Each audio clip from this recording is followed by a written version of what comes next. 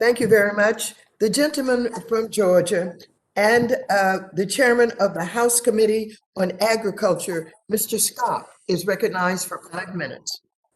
Thank you very much, Chair Lady. It's a great hearing here. Let me just sort of get right to the point here. Early on, Chair Lady Waters had asked me to kind of zero in on helping with the HEROES Act and the preceding stimuluses packages on the housing relief for homeowners. And so we put a package together that would get, I think initially, I forgot the figure now, but right now that figure is at $25 billion for rental assistance.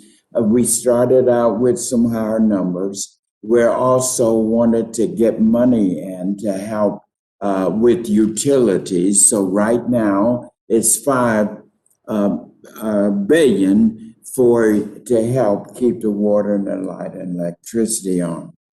But then when we got down to the mortgage assistance, we are still in a process of trying to get that in. So, Mr. Anthony, I want you to comment on how important it is. And we got to also understand one of the reasons Ms. Waters and I were back during the time, and I think it was 2008 when they had the Wall Street breakdown. And we put the hardest hit program together, which dealt with keeping folks in their homes. This is critical, but right now we don't have anything there. I wanted to share with the committee what the progress is on that right now. Our House Financial Services Committee, the Senate Banking Committee, and the White House right now are trying to get language in. So I wanted to get your opinion, Mr. Anthony, because even with some of the money that we have gotten in this area, even back in 2008, 2010, it went to the state to be able to implement it down to the cities to get that help.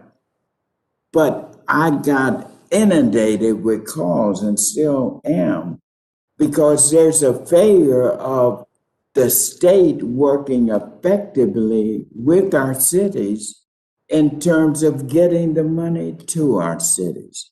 And as I understand, a part of that money was even left on the table because there was a deadline put on that money because of the population thresholds.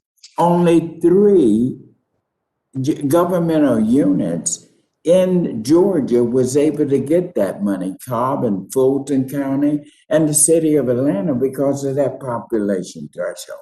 So my point is, give us an update on how tragic this is to get money down, to get to the cities and towns. I represent 48 cities and towns, and we're having difficulty in getting that.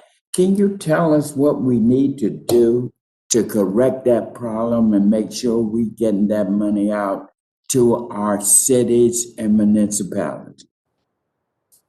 Yes, thank you very much, Congressman Scott, for that question. The issue was that the dollars again went to cities of 500,000 or more population, and it was very challenging to get through the bureaucracy of working to get it down to the people from the state, and then to the county, and then to those cities. And some of these cities, in some states, for example, Iowa had no cities that qualified for direct funding. And then there are other states that may have had one. South Carolina had one city, Columbia, South Carolina.